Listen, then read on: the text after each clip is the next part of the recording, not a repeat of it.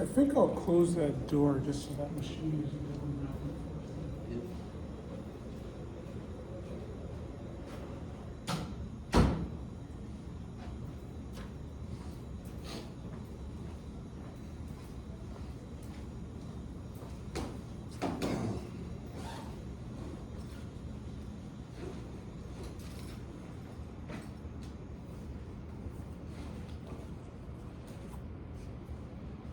All right, so here we are with, take this off too.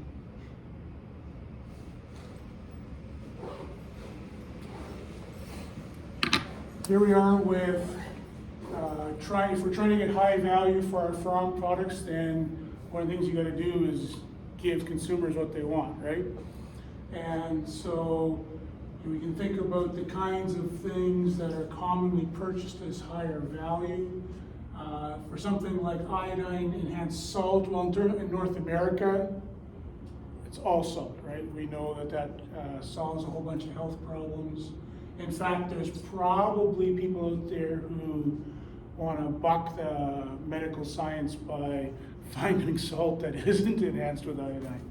But so that's what we're trying to do, is we're trying to find those niches, find the consumer preferences, cater to them, so that we can get the most value out of our products.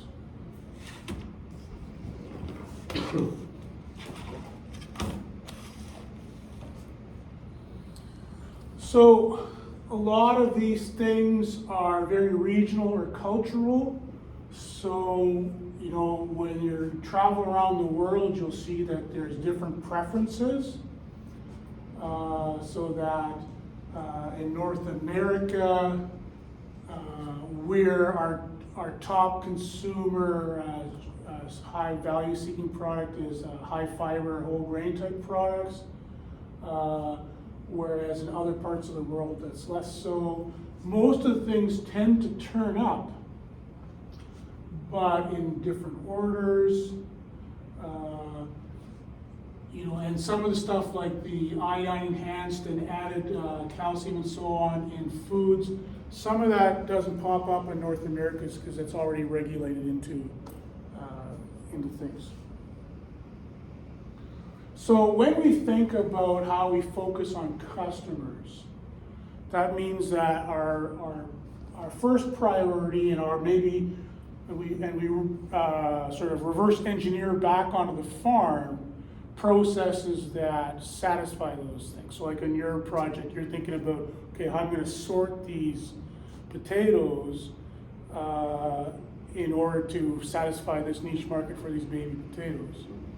And whereas right now your system is to heave them, right? Yeah. So now when we want to suddenly turn them from a byproduct, a waste product, into a high value byproduct, you know, their customers aren't going to want these things pre-mashed, so to speak, right? So, and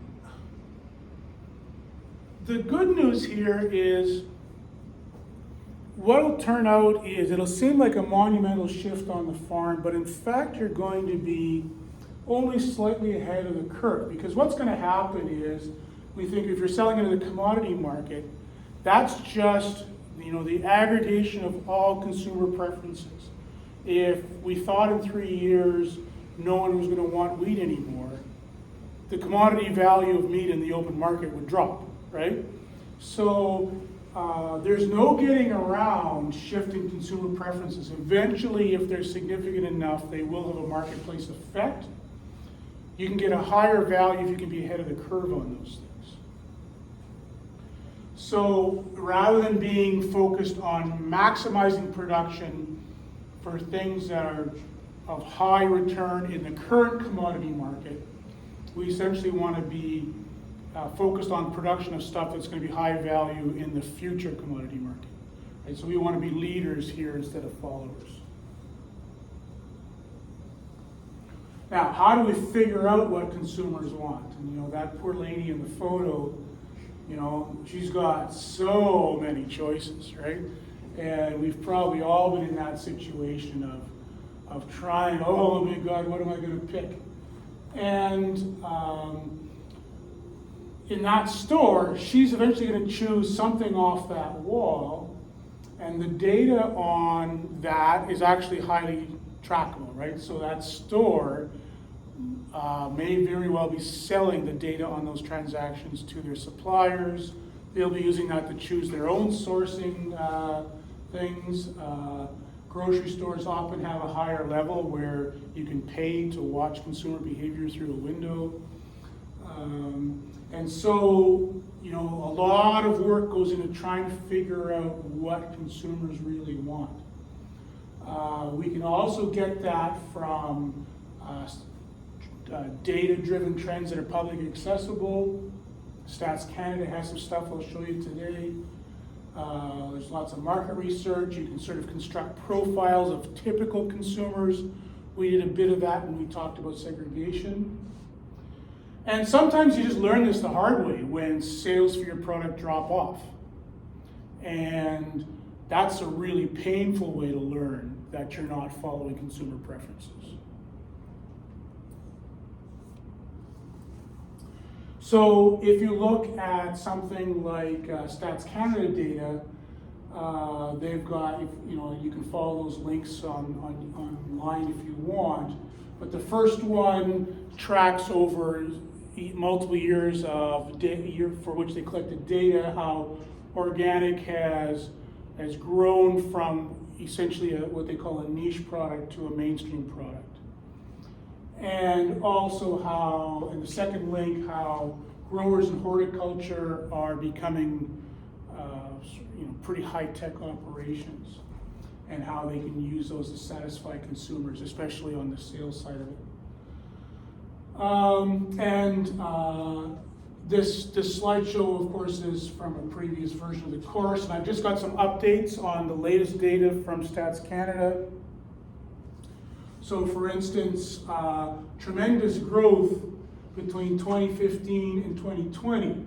12% in Manitoba for direct farm marketing, whereas in Canada overall it was 4%. I'm just going to believe that that's the fantastic work my little direct farm marketing Manitoba Association is doing. I've got absolutely no evidence for that, but wouldn't it be nice to believe that? Depending on when the data was collected, it probably the pandemic would have a huge impact on this. I believe this is fall of 2020 data, so Manitoba did have a big surge in direct marketing as people were scrambling for food products.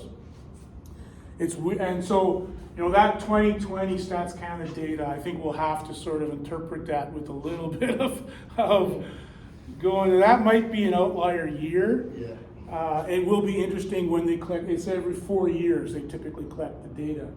So then it'll be interesting to see whether trends that emerge continue or drop off. And we can put money on that if you want. Yeah. So this is, I thought I had a slide here for, oh yeah, that's the Manitoba one. So that's including 2020 data. Here we have, sort of how growth of operations are happening, and so veggie, but not including potatoes, sorry to leave you out. How that fits in, and so now this kind of like Stats Canada data is kind of slow. So if you're looking for consumer preferences, like this is almost like historical data rather than predictive. But what sometimes can be useful is to find consumer data from some part of the world that's super cool and hip, and then say, okay, well, I'll probably catch on in Manitoba in 5 to 10 years. And so that's one way that easily publicly accessible data can be used for a small farm. So when we looked at, and this is, would consumers want to source food online? We have a couple of students in the group that are looking at online sales. And Again, this data is probably pretty dated because it's sort of early pandemic at the earliest. But is grocery shopping online easier or more difficult than in person? And it really shows that actually people don't perceive convenience as being something they get out of online shopping. My guess is that's probably less true now.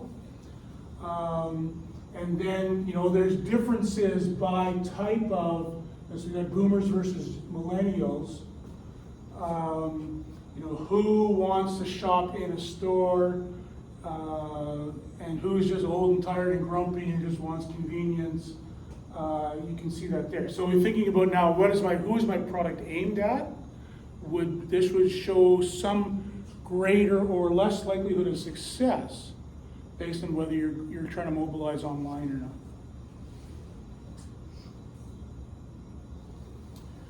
So looking at data like this, we can say, okay, this is what businesses are currently doing, this is what my competitors are doing, because this data includes everyone in your sector.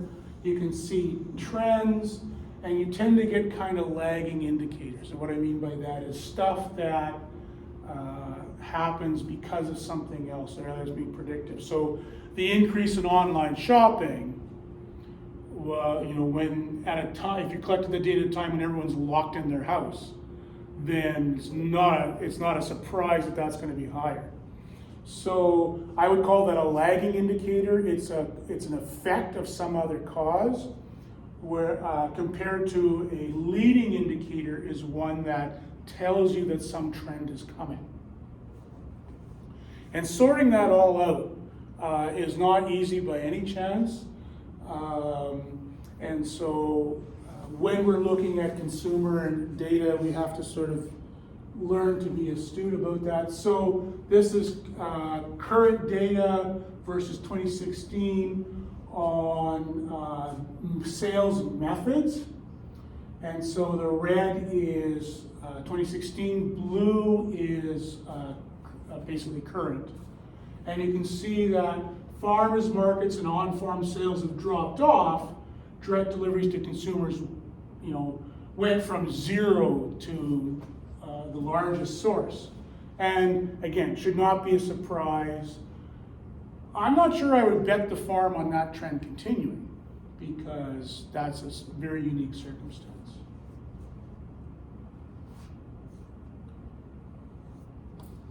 So how do you get consumer research? Now, if you're made of money, if you're a large organization, you can buy it. You can buy actual sales data from stores. There are companies that aggregate that data. You can get credit card data. You might even be the kind of merchandiser that has your own credit card, and then you get that data for free. But that's pretty inaccessible to a farm type business. You can also do research, and that might be running small focus groups. The Food Discovery Center at Portage la Prairie will, for a fee, take your food product and hire people to come in for the day and taste it and tell you what they think about it. And that can be pretty high investment, but pretty high return too. Like, before you bet your farm on a food product, you want to find out if people you don't know think it tastes great. A question like, would you buy this again? And if they're all then you got work to do. So, it's I think partly supported through agriculture money to get access to the consumer group stuff. So that's not impossible. And you can also earn this sort of consumer research. Quite honestly, there's no better way than to get your product, because would you pay $10,000 for a consumer panel at the Food Research Center in Portage? Or you can get that same thing for free, bake up a bunch of your product, go stand by the table at the farmer's market and give out free samples. If it's getting thrown back at you, then, right, you're getting that feedback for free. And if a whole bunch of people taste it and go, holy crap, I want to buy it, then that's positive feedback. So you can get for free what large organizations pay for by just going direct to consumers. And I've often told people that one of the reasons I continue to participate in the farmers market as a honey seller is it keeps me really well informed about consumer preferences. The next week, when some talk show said, oh, the kind of honey you want is this. And then the next week, consumers start asking for it. And that'll only show up on the Nielsen data like 2 years from now. So the emphasis on raw honey is about 3 years now. People have been asking for that.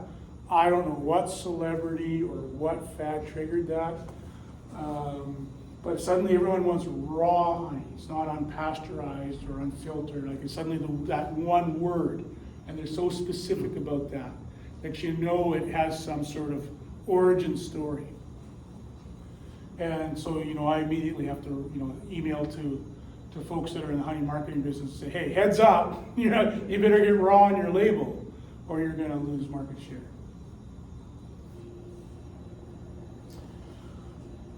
So here is typical data you might get if you're buying it. This is from Nielsen, who are a aggregator of sales data.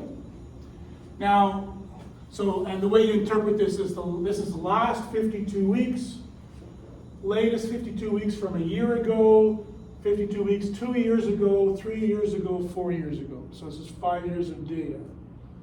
And the other thing is, how is this measured? This is measured in dollars. So it goes up, it's kind of flat. And we have organic versus non-organic, raw versus processed. And you see the raw suddenly grew 3 years ago, like I said. But the other weird thing about this is measured in dollars. So that could actually be the same amount of honey every year, but the price went up. So when you're looking at, if you actually want to say what's the market really doing in terms of honey volume, you'd have to sort of get an average yearly price and then do some math to figure out, are we actually selling more honey or less honey?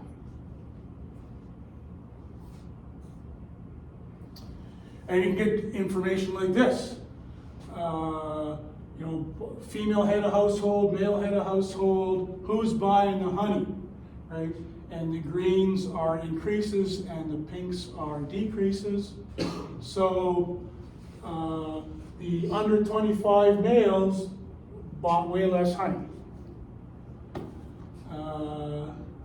The female under 25s bought way more. Any theories? Yeah, sometimes you can get super stumped. You can look at you get into the weeds in this data and go, like, it's clearly not the age. Why is it the gender? Yeah. No. So now this is growth in this is 2020 data. So that was that weird outlier year. Was suddenly who was doing more shopping changed by gender? Did men drop out of the marketplace completely and just get everything off of Amazon? I don't know. So while I'm saying, you've got to give consumers what they want if you want the most value for your product, figuring that out is really, really hard. And that's one reason why retailers often take a very high cut. Right? The typical grocery store retailer is taking 50% of the final product. And part of that is that they have a very high expense business where they're bringing product in and creating conditions where people want to shop so what they're doing is not easy by any means. So what trends are we thinking are out there? and I've got some sources on this, but typically these are the trends that when you look at market research companies that are putting their information out there publicly, these are sort of three high repetition predictions that consumers increasingly are going to be motivated on food purchases by their perception of health and lifestyle. Now, the consumer could be wrong about that, but that's no consolation, right? If the consumer, if they think a product is healthier, whether they're right or wrong, they'll prefer it.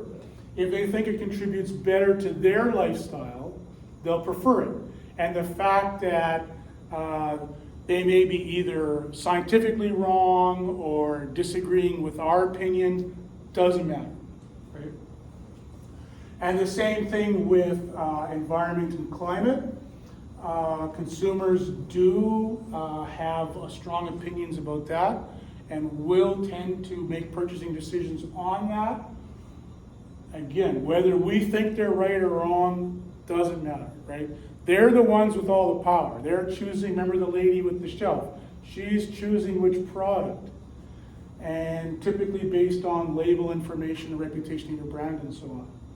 And if she has some false belief about your company, that the fact that it's false doesn't matter.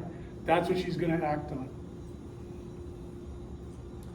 And I think it's that very problem that makes consumers very skeptical about what they perceive as large companies, large brands. So you see many large food producers, like food organizations, digging out old brands that maybe they bought up some company 50 years ago, and like General Mills is huge international company, or Coca-Cola, who owns so many food brands. And they'll say, yeah, we haven't actually produced under such and such a label. We bought out that competitor 50 years ago. But if we put Coca-Cola flour on the label, people are going to be not, or Coca-Cola potatoes. I'm sure they own a potato company somewhere, right? But if they have, Ye Old Farm brand potatoes, people will be all over it. So, and they might be picking regional brands and trying to nationalize those and so on. So that's the way large corporations are dealing with the skepticism that they have. I think there is an opportunity, and we see in the way, for instance, in the brewing industry, how local brands of beer have become quite popular over the last 20 years, so much so that large brewers are putting different labels on the same old beer to make it look like it's being brewed in someone's backyard. Yeah. So, I have a pretty cool article in a magazine called Farm Progress. Millennials will change the way you farm, predicting that's the interesting preferences that millennials have are going to have an effect on the food they're going to want to have produced for them. And we as farmers can either, we can do both. We can both bitch and complain, and then we can do it anyway, or we can not. And if you don't, then you're not fully mobilizing the market opportunity. But there's no economic value in the bitching and complaining. So the sooner you can get that over and done with, it would be my advice, the better. So just a way of kind of winding things up here a bit, I thought it would be fun to look at some market consumer predictions. And I've got some from 2020, and then I've got some for next year, and we'll see which ones kind of stick with us and which ones are fading. So, of course, in 2020, were consumers interested in supplements that improve their health? Yeah, right? We all thought we were going to die. So, yeah. Do we think that one's probably not as much now? Probably, right?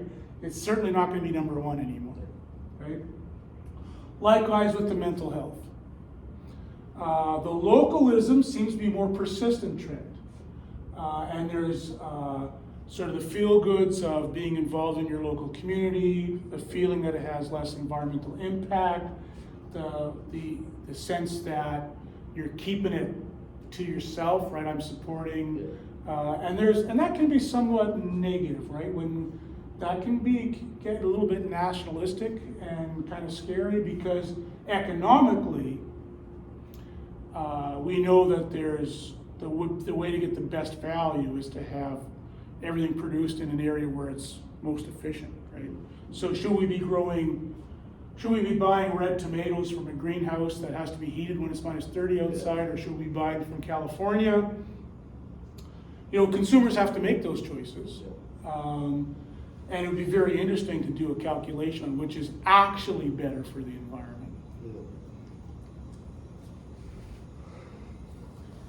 Consumers, this is again still 2020 predictions, very interested in the company's backstory. That is these businesses that have long-running history. I don't know if you heard the news about the Cub Bakery. Okay, so do you know what Cub bread is? So the bread that you only eat at socials, right? Oh, yeah. That stuff? Yeah, okay. So that 100-year-old local Winnipeg bakery closed down this morning. It sounds like they've been trying to find a buyer for a while, and according to the interview I heard, their oven finally quit, and they're like, okay, that's it. So, but why is that what you buy? Why is it that rye bread that you have to serve at a social? That's uniquely a Winnipeg, Manitoba thing, right? And so there's value in that brand, but apparently not enough to keep that company going. Right? And they mentioned high grain costs as being a killer for them. Diets based on people's perception of what helps the climate problem, increasingly predicted to be a focus.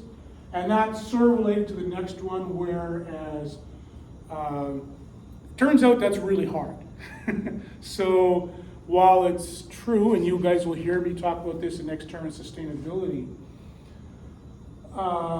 it is true that eating less meat products will, on the whole, be increased sustainability, or at least the climate aspect of that. Turns out that's really hard. So there's a lot of interest in like just cooling it a little bit on, whether it be like meatless Fridays or something, so that we're going to just dial it back a bit. And that can be summed up as this flexitarian situation.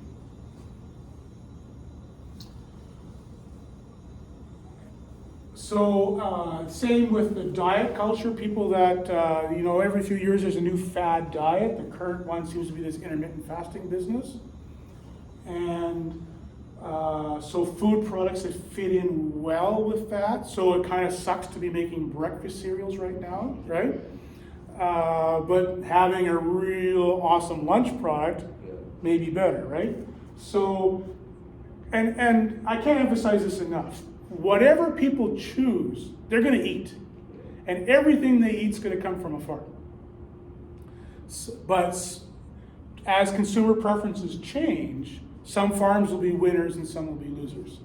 And so you just want to be on the winning side of this. You want to be ahead. Right? Same with the meal kits.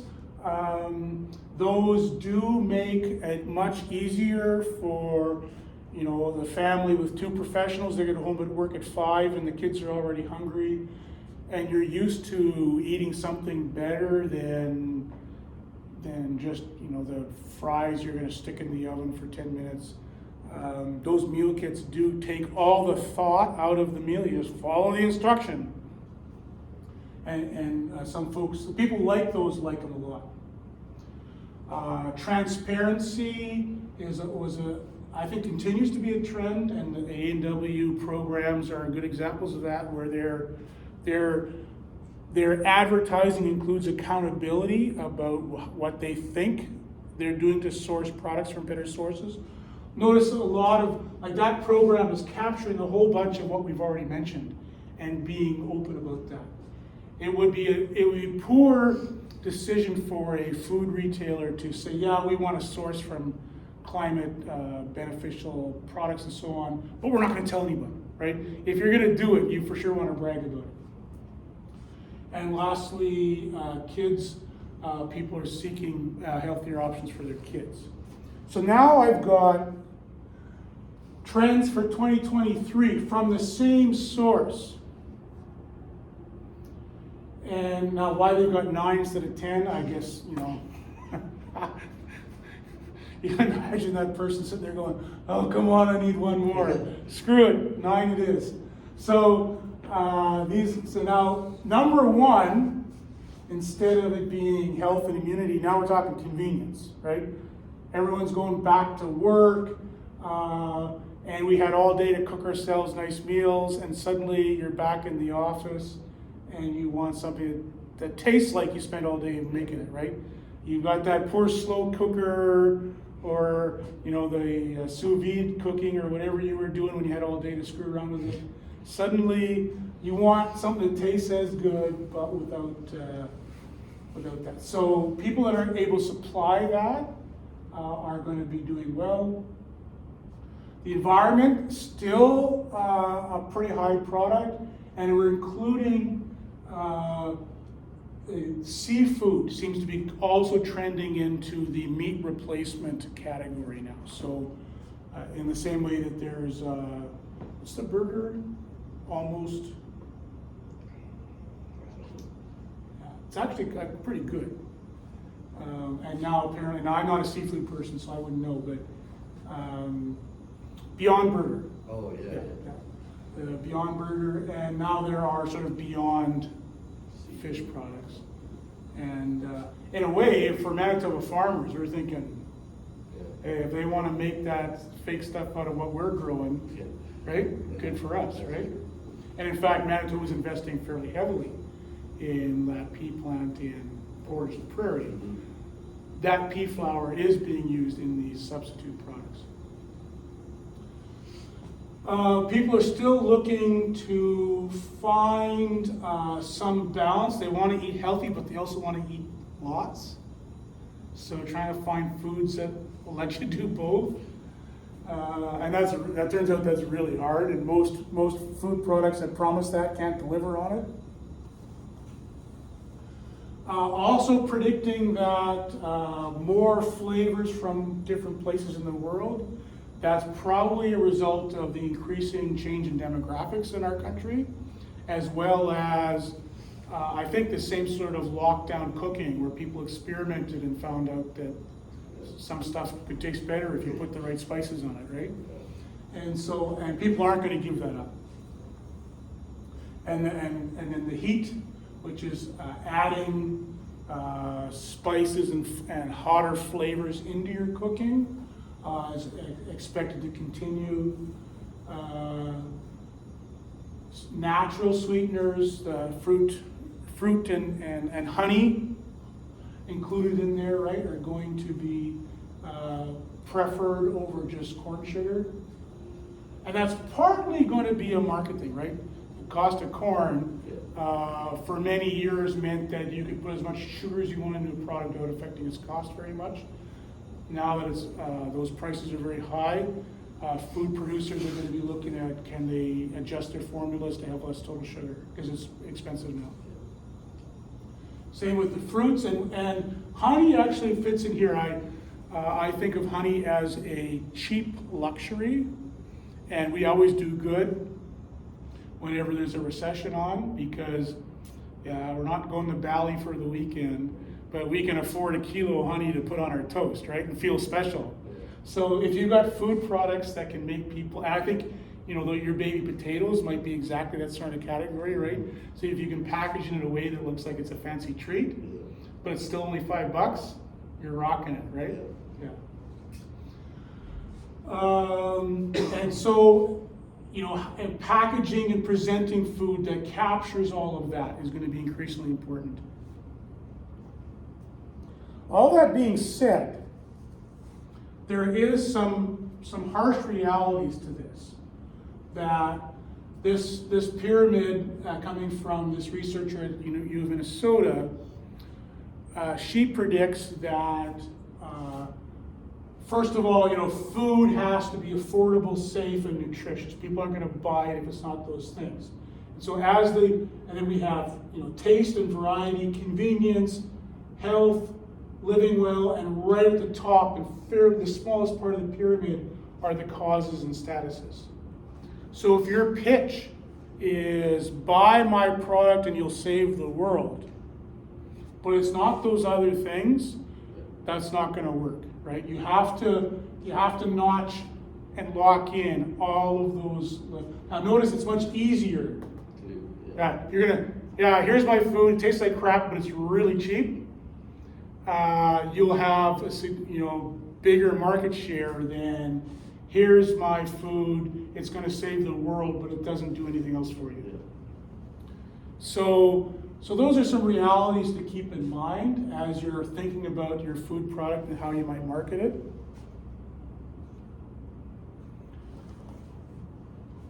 When we think about these consumer preferences and for the ag industry in general, we need to be a little bit careful here because, of course, my advice here is mainly focused on one farm at a time. But we also, as producers that participate in industry, should be thinking about, well, if it's true for my farm, is it also true for the general ag industry? And ultimately we sell into a free marketplace. If the consumers, we as an industry, we have 100% monopoly, right? Food comes from farms. There's no way around that. But the consumers can choose which farms. And they can choose how much they trust. And generally speaking, if you have high trust, your marketing costs are lower. If your consumer will read your label and say, oh, it says it's nutritious, and I totally trust that, problem solved. If they don't trust it, then you've got big problems, right? Then you have to invest in getting them to believe it, and honestly, I'm not sure our industry at the moment is at a high watermark for doing the sorts of things that food consumers are going to have high trust with. And I don't want to pick on this from a political perspective, but just those farm tractors choking up downtown Toronto, I'm not sure was a really smart idea, right? Farmers currently are the most trusted industry in Canada. I hate to see that squandered for sort of a political cause of the moment. And a few years ago, there was some controversy over the palm oil in dairy and whether that was having an effect on the consistency of butter. Do you remember that? I think so. Yeah, right. And the dairy farm we visited mentioned, he had kind of a prepared spiel on that, right? Yeah. Yes, we do use palm oil. The evidence is that it doesn't affect the milk, it's good for the cows, and so on, right? But he obviously had thought about that a bit. And then Keystone Agriculture Producers kind of flip-flopped a few years ago on their carbon policy. For a while they were kind of pushing a pretty good plan that was going to really benefit farms, and then someone lost their nerve and they decided they were just going to hate everything. And I think that was a mistake, but time will tell. And so if agriculture in general isn't going the right way from consumer preference point of view, that actually creates more opportunity for individual farms. The more offside ag in general gets, the more individual farms are going to break from the herd, because there'll be more market opportunity, right? So that can also be a bit of a opportunity meter. If you see more and more farms kind of reneging on the party line and saying, screw you guys, I'm going to have a palm oil free dairy, or I'm going to have a no trucker convoy farm or whatever, right? Then those people are probably going to be leading indicators that they sense a market opportunity. They start doing well, the rest of us are going to have to follow. So that's a little bit of talk on consumer preferences. We got a small group today, so not a lot of discussion. You got any questions? I don't think so. Okay. That's good. All right, we'll wrap it up there.